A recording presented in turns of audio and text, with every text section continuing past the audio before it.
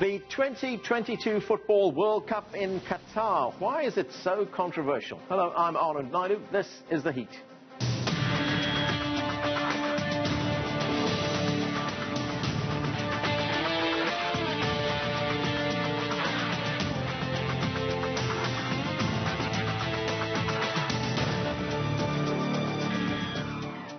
It may be 8 years away, but some are already calling the 2022 World Cup one of the most controversial in the event's history.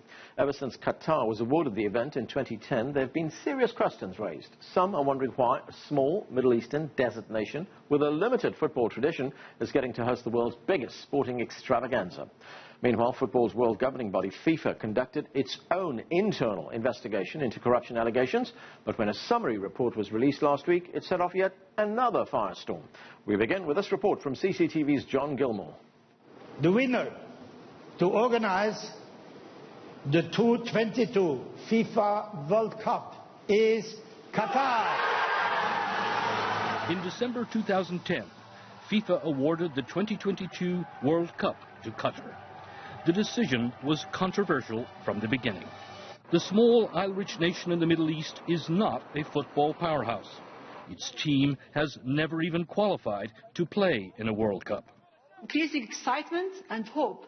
But Qatar had staged a quality bid presentation. Campaigners said the World Cup could be a showcase for the Arab world. World Cup in Qatar will mean millions of people traveling to the Middle East for the first time. And billions watching on television will have their most sustained exposure to this part of the world. Still, there's that searing heat issue. Summer temperatures in Qatar can climb above 50 degrees Celsius. Would it even be safe for players and fans? The questions began to grow louder. How did Qatar manage to be selected? Was the bidding process fair? Press reports pointed to possible bribery. Under pressure, football's world governing body, FIFA, launched an internal investigation into the bidding process for both the 2018 and 2022 World Cups. A summary report released last week says Qatar is in the clear, and Qatar has always denied the corruption allegations. But in another twist, the man who oversaw the investigation says the summary report contains incomplete and erroneous representations. Meanwhile, the gleaming new stadiums are under construction, and they promise to be state-of-the-art. But even that is controversial. Amnesty International claims migrant workers in Qatar have been abused, and reports say hundreds, many from Nepal, have died. And still to be resolved, will it be a summer or a winter kickoff? At the end, of course, it will be not in April, it will be not in May, it will be not in June, in July, in September, it will be or November, December or January. Either way, Qatar says it will be ready. For a small country like Qatar to win the World Cup, and it's a huge honor for us. And it will be a World Cup to remember. So far, it's turning out to be just that. John Gilmore, CCTV. Joining us now from London is Owen Gibson. He is chief sports correspondent for The Guardian newspaper. Owen, welcome to the show. Hello. So, FIFA has investigated itself. FIFA has cleared itself. Says nothing wrong been going on here. It's all above board. Let's get on with this. What do you make of that? Well, quite. I mean, it's a typical FIFA farce in a sense. I mean, we've become used to this down the years. I don't think anyone takes it too seriously when it announces that it's going to investigate itself and then clears itself. But the reason why this is important is because, you know, you have these two huge bidding races for the 2018 and 2022 World Cups. It's important they are investigated properly and that the ramifications of those chaotic and controversial bidding races come to pass. So, I mean, I think we're right to keep the pressure on FIFA to investigate these issues properly, but whether we can have any faith that they will do so, I think is another matter. Right, so from what I'm hearing from you is that these two bids have not been investigated properly yet. Well, I think we can have some faith in Michael Garcia. He's clearly a proper individual, a proper investigator, and he wants to be seen to have done a good job. I think he did the best job with the tools he had at his disposal. But the fact is he couldn't subpoena any witnesses, he couldn't lay his hands on all the evidence. He was told by one of the bidders, Russia, that they'd lost all their computers and the emails had been wiped, so he couldn't even examine them. And of course he couldn't speak to lots of people who'd already left football, some of these characters such as Jack Warner and Mohammed bin Hammam. So the extent to which he could do his job was limited, and even then, when he delivered his report, of course it was summarised in such a way that he was furious at the way it had been summarised. So I think in terms of what's already out in public, we can't be confident in that. We can be confident, I think, that Michael Garcia did the best job with the tools that he had available, but even then that had its own inherent limitations.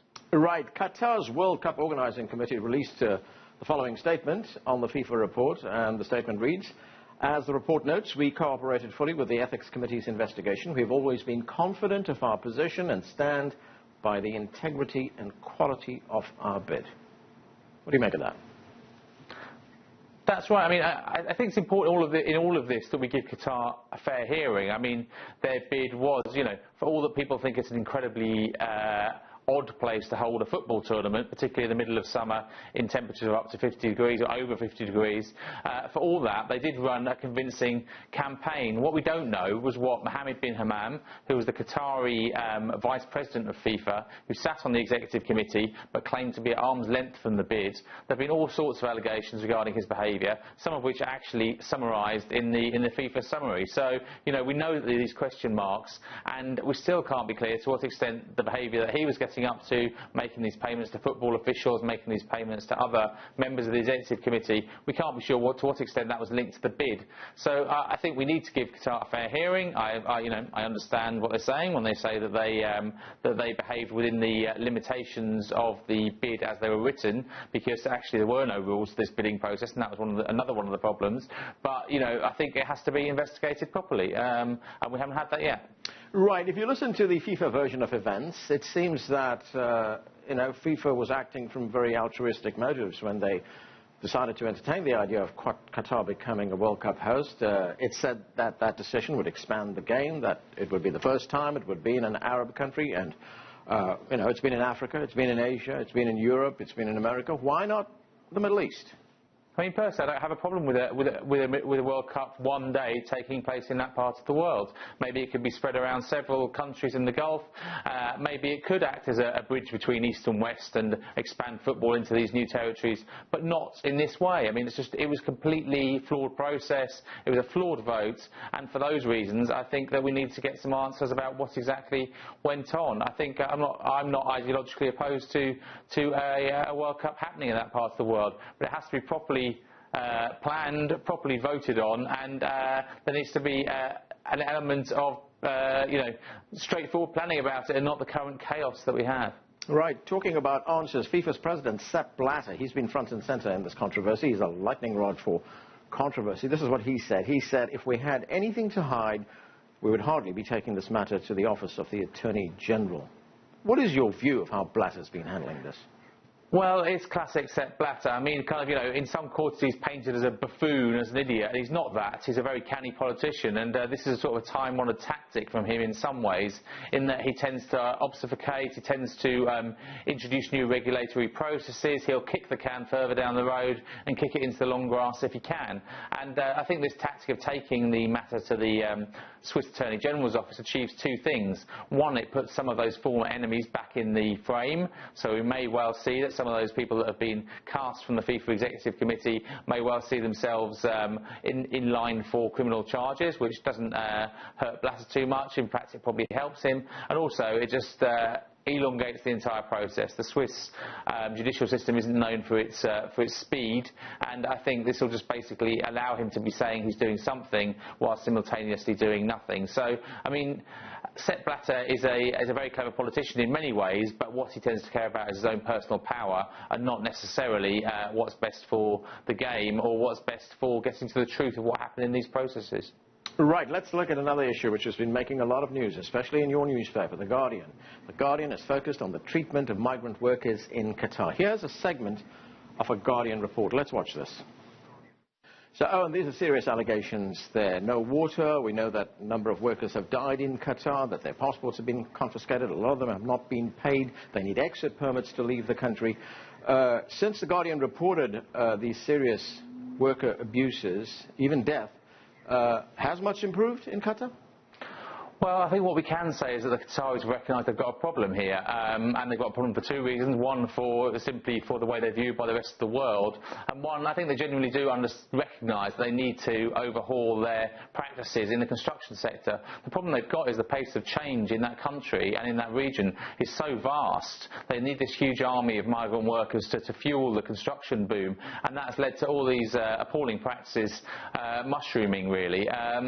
They tell us they are planning to bring in a replacement for the kafala system. Now, the kafala system is a system by which employers are tied to their contractor for the entire period that they're in the country. They can't leave the country without the permission of those who employed them, and this has also led to all sorts of abuses. They say they'll overhaul this, but what they're going to bring in is a new contract-based system which will still tie those workers to their employer for the period of their contract. So is it a huge improvement, is the question that human rights groups are asking. And similarly with other reforms they've made, they've promised to increase the number of inspections, they've promised to bring in new rules to improve the conditions in which workers live, but I think the jury is very much out on whether they're going to have a material effect on the ground, on the lives of these workers. And it's interesting that we spent such a long time after the vote really focusing on issues like when the World Cup was going to be played and on how the World Cup was won, and really the plight of these workers was going under the radar until the work of some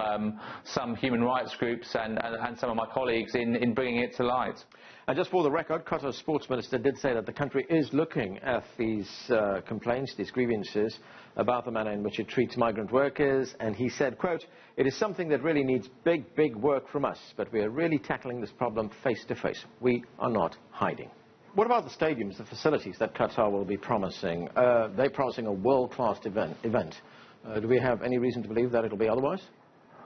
Well, I mean, they have delivered huge amounts of infrastructure in that country in a very short space of time. I've got no doubt they can build the stadiums, and what they're offering is actually quite a different sort of World Cup. They're saying that it's obviously a very small country, it'll be a World Cup more like an Olympic Games than a World Cup, so there'll be a short distance between the stadiums, people will be able to see 2 or 3 games in one day, and so on. And maybe the fan experience won't be as bad as some people think it will. You will be able to get an alcoholic drink. It'll probably be quite a Western experience for a lot of the fans who actually can travel there. But I think the difficulty in getting there, in terms of the amount of miles they've got to travel to reach the point at which they can reasonably host the World Cup. And I think all the problems that they've obviously encountered around migrant workers, around the way in which they won it in the first place, are all getting in the way at the moment with the actual delivery. I mean, and that's before we even got onto the issues about the heat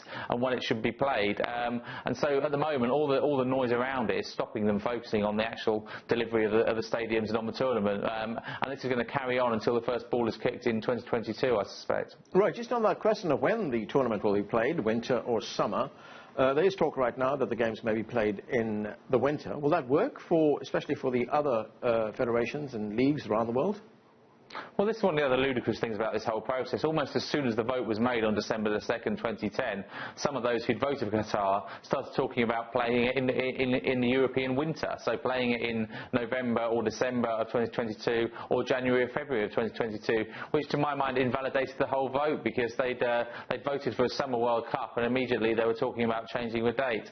I think it is inevitable the date will change. I think almost certainly that will end up being November 2022, which will impact on the European football season. It'll obviously impact on American sport, and there'll be compensation that has to be paid as a result of that. But I think everyone is now resigned to the fact you can't play a tournament in 50-degree heat. It's not fair on the players, it's not fair on the fans, and therefore it will have to be probably in November of that year, with all the knock-on effects and all the complications for the global sporting calendar that will entail. Oh, and looking at the bigger picture, the broader picture here, especially amid all this controversy that we're hearing about, what could this do for football? Would it globalise the sport even more, or has there been some serious damage here done, not just to FIFA, but to the sport as well, that it's going to take a long time to recover from? Well, the FIFA excuse, if you like, the FIFA strategic reason for taking the World Cup to new lands, I think is a sound one. I mean, we've seen it with the IOC and the Olympics. It is important to take these events outside the the traditional hosts that usually stage them. But in doing that, you've got to show some form of responsibility, and you've got to have some standards beyond simply going where the check is biggest. And I think that that's the mistake that FIFA have made. If you contrast their approach with that of the IOC, they've been very careful to balance the attempt to move to new lands such as Rio with going to the heartlands such as London and Tokyo, and I think that's the right approach, and I think this will do untold damage to the game of football. Back-to-back World Cups in Russia and Qatar are sort of unprecedented challenge, both in terms of staging them and in terms of the issues that surround them, the political issues and the human rights issues. So I think it will be incredibly difficult for FIFA both to deliver these World Cups and to justify the fact they're having them in the first place. Owen Gibson, thanks for joining us, sir. We are going to take a break right now. When we come back, we'll get a Qatari perspective. Stay with us. This is The Heat.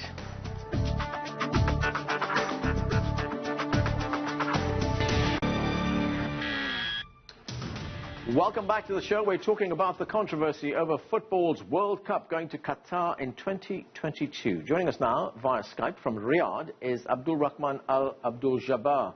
He's a television sports show host in Qatar. Welcome to the show, sir. Thank you very much, and thank you for being with you. So, in awarding this event to Qatar, FIFA said that it wants to expand the sport, that it wants to make it more popular, and of course this is the first time it's going to an Arab country. So, what will the event mean for the Arab world? Well, for us as a citizen in Qatar and the Arab world, that's been always a dream to host such an event like that.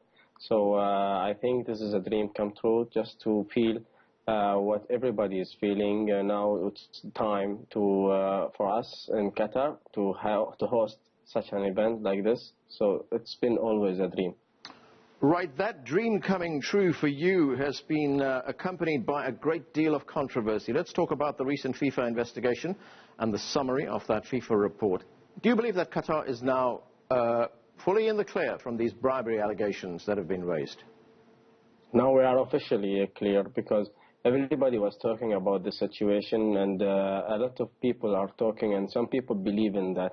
So now investigation of Garcia, that's a proof for all the world that Qatar have rights to do the event, and everything is clear. So this is for us, and we already know that as a Qataris that we didn't do something wrong, because we are doing this in the right way. And why we won, everybody was, they don't believe it. So that's why they are, they sometimes, they want to know why Qatar won it. And they say some bad things about us. But now this is a proof to all the world that we can do that, and we are all clear to host this event. Okay, choosing Qatar to host the 2022 World Cup. The former chairman of the English Football Association, David Bernstein, he said in an interview with a British television network, and I'll quote you what he said. He said, choosing Qatar was one of the most ludicrous decisions in the history of sport. Well, this is funny, actually, because, you've never been to Qatar. How do you know it's not going to be like that? Because if you come to Qatar and see how it is, you will definitely know how good it's going to be. Because I'm inviting all the world to come to Qatar, just to come anytime, any day in the year before the event. Just feel how is Qatar, and you will know that Qatar is the best place, and it will show that Qatar going to host the best World Cup in the world. So I'm sure about that, and everybody, when they come to Qatar, they will know that Qatar going to host the best World Cup ever. Okay, a lot of the world has been to Qatar, and what they've found is not very good. There's been a great deal of criticism about the way Qatar treats migrant workers. There have been reports of many deaths. Your sports minister is saying that they are dealing with the issue, but what can you tell us? What's being done? Well, actually, there was no death at all. Never been an accident of death. But the problem is just some delay payments and there is not Ministry of Workers. This small things that already has been done in Qatar. Now the workers are always happy, and everybody is happy. Now they are one of our committee because in our community, so they are one of us now. It's not just workers just working for us. They are also one of us. So we treat them as a citizens now. Some issues, some laws that's been changed just for them. They can for contract termination, these kind of things, just small things, just to make it perfect. But for workers, everybody is happy there. Everybody wants to come to work in Qatar, and and we never have any accident of death. Some people are saying that, but I am in Qatar. I never heard anything like this, and I didn't see anyone dying there, and nobody died when he works. Maybe some accident, something happened. This everywhere in the world, something's always happening, but there's no bad things going on. That is not what some major investigations by very reputable newspapers have found out, as well as human rights organizations, both Human Rights Watch and Amnesty International. And as I said, several investigations carried out by respected newspapers show massive worker exploitation in Qatar. There have been up to 1,000 deaths, many of them cardiac arrest, 184 cardiac arrest. The International Labour Organization, a UN body, reports that workers work up to 100 workers a week. They have their passports confiscated. They cannot leave without getting an exit permit. That's what already I said, that some of the rules are already changed. So now, and the Qatar government is working on it to make it more perfect than ever. So we are actually fixing all of these things, and everything is now, I think, clear. And they already did some changes. So now I think for workers it's going to be more better than what they see before 10 years ago. So workers can have their passports back, they can leave whenever they want to, they get a decent wage, they don't get paid 75 United States cents an hour, as the Daily Mirror said? No, it's already been changed. Okay, let's move on to the tournament itself. What about the heat? Can Qatar put on a tournament that will take place when we know temperatures reach to over 50 degrees Celsius? I mean, is this going to be safe for the players? Is it going to be safe for fans who come to Qatar? See, let me tell you, Qatar won the bid. They said that they will host it in the summer. So the summer reason, we have some issues as a weather, but we have some things going on better, because we are having air conditioning stadiums, and we tried this before, and it's worked. Every player who played in this stadium as air conditioner stadium, the spectators also are feeling good. So when it's outside 50 degrees, as you say, it's going to be inside 20-23 degrees Celsius. So nobody can feel the heat when they are inside the stadiums. Also in the fan zones, also in all the places in Qatar, it's been air conditioned. So you cannot feel the heat all the time, because everything is indoor. So when we have the stadiums are not indoor, but there is air conditioner stadiums. We try this and it's worked, so we can show the people how Qatar going to show you how air conditioner stadiums going to be. And also for the heat, it's a weather, but for us it's okay, because if you are there, it's not like you can compare it with some places of the world, because in the heat in 50 degrees you cannot compare it with 30 degrees in Europe, because it's also the same, but you cannot feel the difference. Right, we haven't seen this technology work yet, but just getting back to choosing Qatar as the host in 2022, given those conditions that I've just said, in May, Sepp Blatter, the FIFA president, said it was a mistake to choose Qatar as a host country for the World Cup. And that's what also Blatter said in the FIFA website. He denied what he said, that he didn't say that. And he said that we chose Qatar and it's going to be in Qatar. So people say that Blatter said that, and Blatter itself says, I didn't say that. What about security concerns? This is the Middle East. It's a violent part of the world. Of course, but Qatar is part of Middle East as well. Middle East has a lot of countries. For me, I live in Qatar, but now I have some business trip here in Saudi Arabia. I never locked my door. My house is open. I see how safe it is. So Qatar is the most safest place in the world. So we never have any problems, and I don't think that there's something we're going to happen in Qatar. But in the Middle East region, everybody thinks that Middle East is all the same, but there is countries and there is places that's different than what they think. Another issue that's popped up while people have been considering Qatar, been talking about Qatar hosting the World Cup, and that is whether alcohol is going to be served to fans, to other visitors who are coming to Qatar during the World Cup.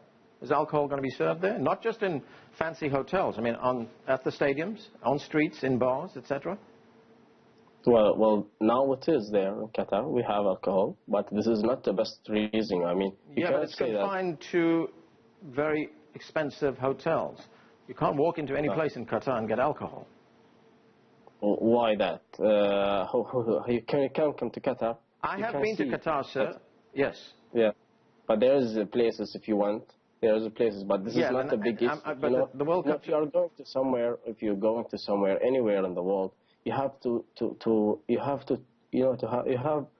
be there, and you have to expect what citizens or the country, because if you go to Japan and you smoke there, you cannot smoke in any place, but if you go somewhere else, you can smoke any place you like.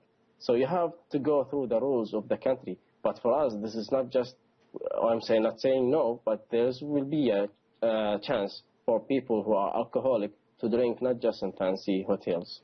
Okay, so we're going to have to leave it there. Thanks for joining us. And that's it for this edition of The Heat. We'd love to hear from you, so please send us your questions, comments, and story ideas to theheat@cctv-america.com. We'd also like to continue the conversation on social media. Give us your thoughts and comments on our Facebook page. That's at CCTV America. I'm Arnold Naidu in Washington, D.C. Thanks for being with us.